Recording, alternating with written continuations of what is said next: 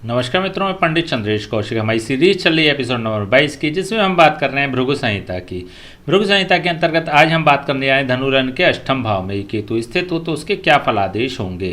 प्रथम भाव में 9 नंबर का मतलब होता है धनु लग्न, और धनु लग्न में जब कभी भी केतु अष्टम भाव में स्थित हो जाता है तो सामान्यतः यह अशुभ फल ही प्रदान कर देने वाला ग्रह बन जाता है।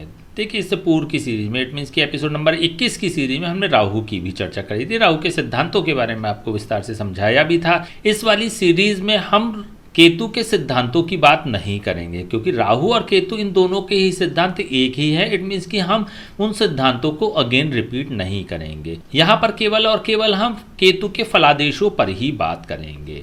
देखिए, राहु और केतु 3 प्रकार से अपने फलों को प्रदान कर सकते हैं। फर्स्ट ऑफ ऑल तो ये जिस भाव में स्थित हो जाते हैं उस भाव के अनुसार अपने फलों को प्रदान करते हैं। दूसरा, जिस राशि पर स्थित हो जाते हैं उस राशिपति के अनुसार अपने फलों को प्रदान करते हैं। और तीसरा, राहु और केतु के साथ कोई अन्य ग्रह युति संबंध बनाकर बैठ जाता है तो फिर यह उसके भी फलों को प्रदान कर देने वाले ग्रह बन जाते हैं। चलिए हम एक एक करके बात कर लेते हैं। यहाँ पर अष्टम भाव में केतु स्थित हो रहा है तो केतु अष्टम भाव के अशुभ फलों को प्रदान कर देने वाला यहाँ पर बन जाएगा। अष्टम भाव होता है दुख, विपत्ति, परेशानियों का कारक भाव, पीड़ाओं, कष्ट और समस्याओं का कारक भाव और बाधाओं का भी कारक भाव। तो ऐसी स्थिति में केतु अपनी भोग दशा के दौरान व्यक्ति को दुख, विपत्ति और परेशानियां प्रदान कर देने वाला बन जाता है। कष्ट, समस्या, पीड़ा और रुकावटें प्रदान कर देने वाला जीवन में हो जाता है। तो यहाँ पर अत्यंत नकारात्मक स्थितियों को उत्पन्न कर देने वाला ऐसा केतु हो जाएगा। अब इसकी दूसरी अवस्था की बात कर लेते हैं कि केतु जिस राशि में स्थित हो रहा है उस राशि का स्वामी, इट मीन्स की यहाँ बात करें हम चंद्रमा की। चंद्रमा कुंडली में जैसा भी रिएक्ट करता है वैसा ही केतु भी अपने फलों को प्रदान कर देने वाला बन जाएगा। हालांकि यहाँ पर केतु अत्यधिक शुभ फलों को प्रदान नहीं कर सकता, लेकिन इसकी तीव्रता और अधिक कम अथवा ज़्यादा करने की जिम्मेदारी यहाँ पर चंद्रमा की भी हो जाती है। चंद्रमा के अनुसार भी यह अपने प्रभावों को अधिक खराब अथवा कम खराब कर सकता है। तो इस प्रकार की स्थितियों को भी यह उत्पन्न करेगा।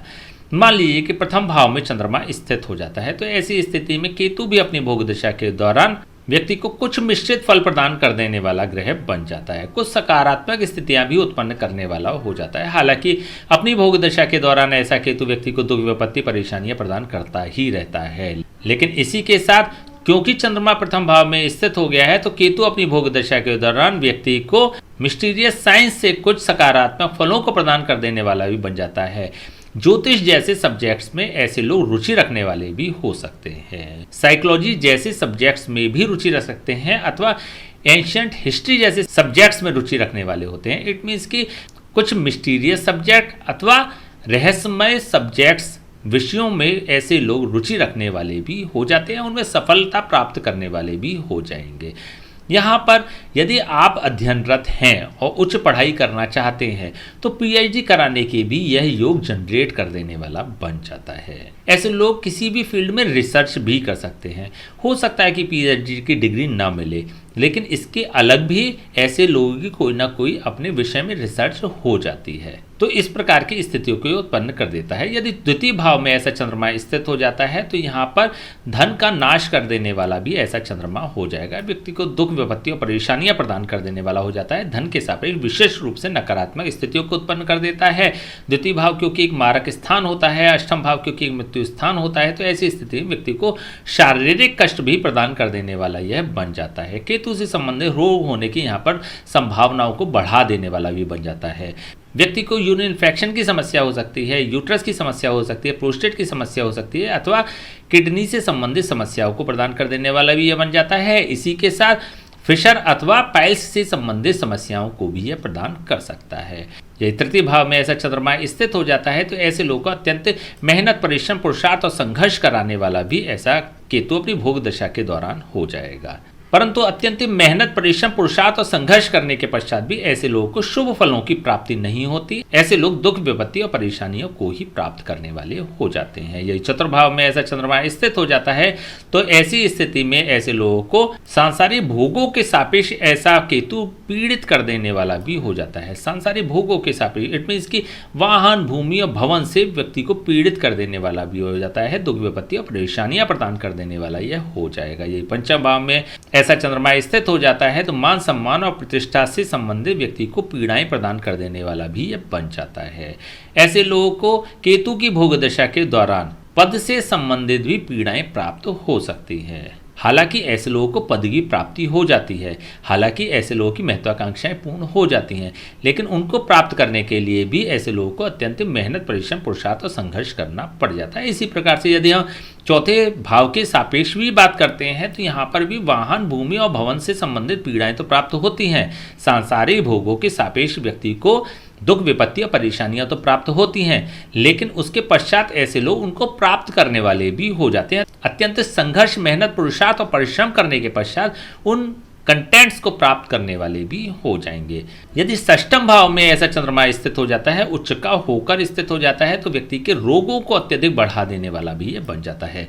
ऐसे लोगों को रोग, ऋण और शत्रुओं से अत्यधिक पीड़ित कर देने वाला केतु अपनी भोग दशा के दौरान हो जाएगा। केतु से संबंधित रोग होने की यहाँ पर संभावनाएं बन जाती है। ऐसे लोगों के ऋण इन पर हावी हो जाते हैं, ऐसे लोगों के शत्रु भी इन पर हावी हो जाते हैं। ओवरऑल यदि देखें तो ऐसे लोगों का संपूर्ण केतु का भोगकाल अत्यंत दुख, विपत्ति और परेशानी, पीड़ाओं और समस्याओं और बाधाओं में ही चला जाता है। तो इस प्रकार की स्थितियों को उत्पन्न कर देता है।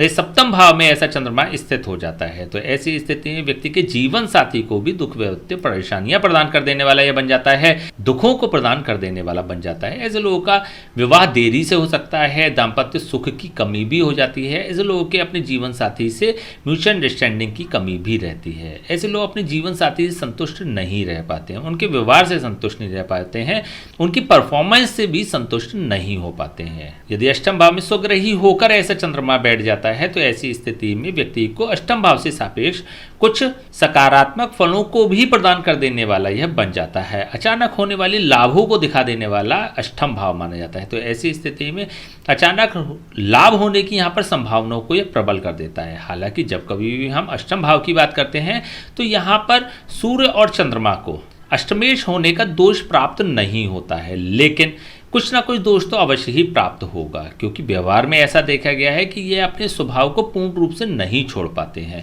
अपने अष्टम भाव के स्वामी होने के प्रभाव को पूर्ण रूप से नहीं छोड़ पाते हैं। तो मैक्सिमम इसके कंटेंट्स खत्म हो जाते हैं, लेकिन कुछ ना कुछ दुख, विपत्तियां, परेशानियां यह प्रदान कर देने वाला हो ही जाता है। लेकिन अदर जो ग्रह होते हैं उनके सापेक्ष यदि देखते हैं तो सूर्य और चंद्रमा कम दुख प्रदान कर देने वाले होते हैं, कम विपत्ति, बाधाएं और कष्ट प्रदान कर देने वाले होते हैं। यदि नवम भाव में ऐसा चंद्रमा स्थित हो जाता है तो ऐसी स्थिति में व्यक्ति को भाग्य के सापेक्ष कुछ पीड़ित कर देने वाला भी हो जाता है। ऐसे लोगों को अत्यंत मेहनत, परिश्रम, पुरुषार्थ करने के पश्चात फलों की प्राप्ति होती है। ऐसे लोगों का भाग्य साथ नहीं देता, जितनी मेहनत करते हैं उससे कम ही फलों की प्राप्ति होती है। अत्यधिक मेहनत करने के पश्चात फलों की ऐसे लोगों को प्राप्ति हो पाती है, वह भी जो आउटपुट होता है संतोषजनक नहीं हो पाता है। यदि दशम भाव में ऐसा चंद्रमा स्थित हो जाता है तो ऐसी स्थिति में भी व्यक्ति को अपने कर्म क्षेत्र में संतुष्टि प्राप्त नहीं हो पाती है। अत्यधिक मेहनत, परिश्रम करने के पश्चात भी ऐसे लोगों को आउटपुट प्राप्त नहीं हो पाते हैं। जितने आउटपुट प्राप्त होते हैं वह इनके लिए संतोषजनक नहीं रहते हैं। हालांकि कर्म क्षेत्र में ऐसे लोग उत्तरोत्तर उन्नति करने वाले भी होते हैं, परंतु अपेक्षाकृत कम ही होते हैं। जितनी यह अपेक्षा करते हैं, जितनी इनके एफर्ट्स होते हैं, जितना इनका डिवोशन होता है, उतनी इनको प्राप्ति नहीं हो पाती है। यदि एकादश भाव में ऐसा चंद्रमा स्थित हो जाता है तो ऐसी स्थिति में व्यक्ति को अचानक धन लाभ प्रदान कर देने के यह योग बना देने वाला भी बन जाता है। अचानक कहीं से ऐसे लोगों को एक अच्छी मात्रा में धन प्राप्त हो सकता है। यदि हम प्रामाणिक ग्रंथों की बात करें तो वहां पर जिक्र आता है गढ़ा हुआ धन प्राप्त हो जाना। गढ़ा हुआ धन से आज के परिपेक्ष में यह अर्थ लगाया जाता है कि अचानक कहीं से अनएक्सपेक्टेड व्यक्ति को धन की प्राप्ति हो जाती है, लाभ की प्राप्ति हो जाती है बेसिकली। तो इस प्रकार की संभावनाओं को प्रदर्शित कर देता है। यही द्वादश भाव में ऐसा चंद्रमा स्थित हो जाता है, नीच का होकर स्थित हो जाता है तो अत्यंत विध्वंसकारी परिणामों को प्रदान कर देने वाला यह बन जाता है। केतु अपनी भोग दशा के दौरान व्यक्ति को लगातार हानियां कराने वाला हो जाता है, लगातार पीड़ाएं प्रदान कर देने वाला हो जाता है, दुख, विपत्ति और परेशानियां प्रदान कर देने वाला हो जाता है, कार्यों में अवरोध और रुकावटें पैदा कर देने वाला हो जाता है, व्यय को अत्यधिक बढ़ा देने वाला, हानि होने की संभावनाओं को प्रबल कर देने वाला भी हो जाता है, बाहरी स्थानों से भी ऐसे लोगों को नुकसान करा देने वाला यह बन जाता है। तो इस प्रकार की अत्यंत नकारात्मक स्थितियों को उत्पन्न करने वाला भी यह हो जाएगा। चलिए अब हम इसकी तीसरी अवस्था की बात कर लेते हैं। केतु के साथ यहाँ पर कोई अन्य ग्रह स्थित हो जाता है तो फिर किस प्रकार के परिणाम होंगे। चंद्रमा की हम बात कर ही चुके हैं। यहाँ पर यदि सूर्य स्थित हो जाता है तो सूर्य यहाँ पर नवम भाव का स्वामी हो रहा है। नवम भाव का स्वामी होकर जब ये अष्टम भाव में स्थित हो जाता है और केतु के साथ स्थित हो जाता है तो यहाँ पर कुछ भाग्य की हानि भी करने वाला हो जाता है। अत्यधिक मेहनत, परिश्रम, पुरुषार्थ और संघर्ष करने के पश्चात ऐसे लोगों को फलों की प्राप्ति होती है। ऐसे लोगों की मान सम्मान और प्रतिष्ठा की हानि कर देने वाला भी ऐसा केतु अपनी भोग दशा के दौरान हो जाता है।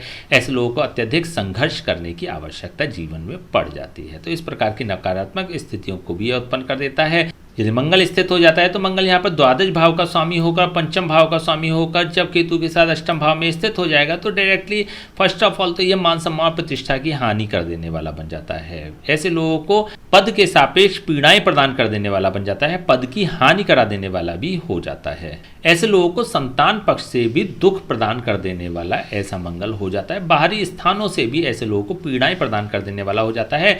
हानि होने की संभावनाओं को भी यह बढ़ा देता है। व्यय को अत्यधिक बढ़ा देने वाला भी ऐसा केतु अपनी भोग दशा के दौरान हो जाएगा। यदि बुध स्थित हो जाता है तो बुध यहाँ पर क्योंकि दशम भाव का स्वामी हो रहा है, सप्तम भाव का स्वामी हो रहा है, तो विवाह जीवन साथी और दाम्पत्य सुख के सापेक्ष भी और कर्म क्षेत्र के सापेक्ष भी व्यक्ति को पीड़ाएं प्रदान कर देने वाला हो जाता है। दुख विपत्ति और परेशानियों को प्रदान कर देने वाला यह बन जाता है। ऐसे लोगों के प्रोफेशनल लाइफ को स्पॉइल कर देने वाला भी हो जाता है। ऐसे लोग नौकरी कर रहे होते हैं तो नौकरी जा सकती है। यदि ऐसे लोग बिजनेस कर रहे हैं तो बिजनेस में भी अत्यधिक नुकसान उठाना पड़ सकता है। ऐसे लोगों का विवाह भी संकट में पड़ सकता है। तो इस प्रकार की संभावनाओं और परिस्थितियों को भी यह दर्शा देने वाला बन जाता है। यदि गुरु स्थित हो जाता है तो गुरु यहाँ पर प्रथम भाव का स्वामी होकर, चतुर्थ भाव का स्वामी होकर जब अष्टम भाव में स्थित हो जाएगा तो व्यक्ति को वाहन, भूमि और भवन के सापेक्ष भी नकारात्मक फलों को प्रदान कर देने वाला बन जाता है और ऐसे लोगों के स्वास्थ्य की हानि प्रदान कर देने वाला भी बन जाता है। ऐसे लोगों की मान सम्मान और प्रतिष्ठा की हानि कर देने वाला भी यह हो जाएगा। ओवरऑल यह अत्यंत नकारात्मक स्थिति को प्रदान कर देने वाला यहाँ पर हो जाता है। यदि शनि स्थित हो जाता है तो शनि तो यहाँ पर विशेष नकारात्मक हो रहा है, विध्वंसकारी परिणाम प्रदान कर देने वाला ऐसा केतु अपनी भोग दशा के दौरान हो जाता है। धन का नाश कर देने वाला और कर्म क्षेत्र का भी नाश कर देने वाला बन जाता है। ऐसे लोगों को ऐसा केतु अपनी भोग दशा के दौरान बेरोजगार भी कर सकता है। ऐसे लोगों की इम्यूनिटी को डाउन कर देने वाला और विटैलिटी को भी डाउन कर देने वाला ऐसा केतु अपनी भोग दशा के दौरान हो जाता है। यह शुक्र स्थित हो जाता है। शुक्र यहाँ पर लाभ भाव का स्वामी हो रहा है। लाभ भाव का स्वामी होकर और षष्ठम भाव का स्वामी होकर, छठे भाव का स्वामी होकर जब यह अष्टम भाव में स्थित हो जाता है तो ऐसी स्थिति में लाभ की मात्रा को भी कम कर देने वाला हो जाता है और ऐसे लोगों के रोग, ऋण और शत्रुओं को बढ़ा देने वाला भी हो जाता है। ऐसे लोगों को केतु से संबंधित रोग होने की संभावना यहाँ पर अत्यधिक प्रबल हो जाती है। देखिए शुक्र और केतु के जो रोग के कंटेंट्स होते हैं वो लगभग सिमिलर ही होते हैं और ऐसी स्थिति में जब शुक्र के साथ केतु अष्टम भाव में स्थित हो जाता है तो डेफिनेटली व्यक्ति को केतु से संबंधित प्रॉब्लम्स जनरेट कर देने वाला भी ये बन जाता है। यूरिन इन्फेक्शन की समस्या हो सकती है, किडनी की समस्या हो सकती है, प्रोस्टेट की समस्या हो सकती है, यूट्रस की समस्या हो सकती है, पाइल्स की समस्या हो सकती है अथवा फिशर की भी समस्या ऐसे लोगों को हो सकती है। तो इस प्रकार की संभावनाओं को यह प्रदर्शित कर देने वाला बन जाता है और ऐसे लोगों की इच्छाओं को भी अपूर्ण करने वाला यह हो जाएगा। लाभ होने की संभावनाओं को भी नगण्य कर देने वाला यह बन जाता है। चलिए बात कर लेते हैं इसको उपाय, क्या उपाय हो सकते हैं। फर्स्ट ऑफ ऑल तो जब कभी भी आपको केतु का उपाय करना होगा तो उससे पूर्व आपको दो उपाय करने होंगे। पहला तो केतु जिस राशि पर स्थित है उस राशि के स्वामी के अनुसार आपको उपाय कर लेना चाहिए। यहाँ हम बात कर रहे हैं चंद्रमा की। चंद्रमा की स्थिति को आपको देख लेना चाहिए। चंद्रमा पर हमने 144 वीडियो तैयार किए हैं। धनु लग्न के विभिन्न भावों में चंद्रमा की स्थिति पर भी हमने 12 वीडियो तैयार किए हैं। तो आपको फर्स्ट ऑफ ऑल चंद्रमा के वीडियो को हमारी प्लेलिस्ट में जाकर देख लेना चाहिए। यदि आवश्यकता हो तो उसका उपाय भी कर लें, उसी वीडियो के अंत में आपको उपाय भी मिल जाएगा। तत्पश्चात आपको यह देखना है कि केतु के साथ यहाँ पर कोई अन्य ग्रह स्थित तो नहीं है। यदि कोई अन्य ग्रह स्थित होता है तो फिर आपको उसका भी उपाय कर लेना चाहिए। उसके भी उपाय आपको हमारे चैनल की प्लेलिस्ट में जाकर मिल जाएंगे और उसके फलादेश भी आपको हमारे चैनल की प्लेलिस्ट में जाकर मिल जाएंगे। बेसिकली सूर्य से लेकर राहु तक प्रत्येक ग्रह पर हमने 144 वीडियो आपके लिए तैयार किए हैं, तो उन वीडियो को आप देख सकते हैं। उन सभी वीडियो के अंत में आपको उपाय भी मिल जाएंगे। आवश्यकता होने पर वो उपाय भी कर ले। तत्पश्चात ही आपको केतु का उपाय करना चाहिए। यदि पूर्व में ही आप केतु का उपाय कर लेते हैं तो फिर वो उपाय आपके लिए कार्य नहीं करेगा। करेगा। केतु के लिए बुधवार से प्रारंभ करें, अपनी थाली में से एक रोटी निकालकर अलग रख दें, भोजन करने के पश्चात वो कुत्ते को प्रदान कर दें। यदि आप ऐसा प्रतिदिन करते हैं, लगातार करते हैं, तो फिर केतु आपके लिए अत्यंत शुभ फलों को प्रदान कर देने वाला हो जाएगा। ठीक है, तो चलिए आज हमने बात करी धनु लग्न के अष्टम भाव में ये केतु स्थित हो तो उसके क्या फलादेश होंगे। नेक्स्ट वीडियो हम बात करेंगे धनु लग्न के नवम भाव में ये केतु स्थित हो तो उसके क्या फलादेश होंगे। तब तक के लिए हमें आज्ञा दीजिए, नमस्कार।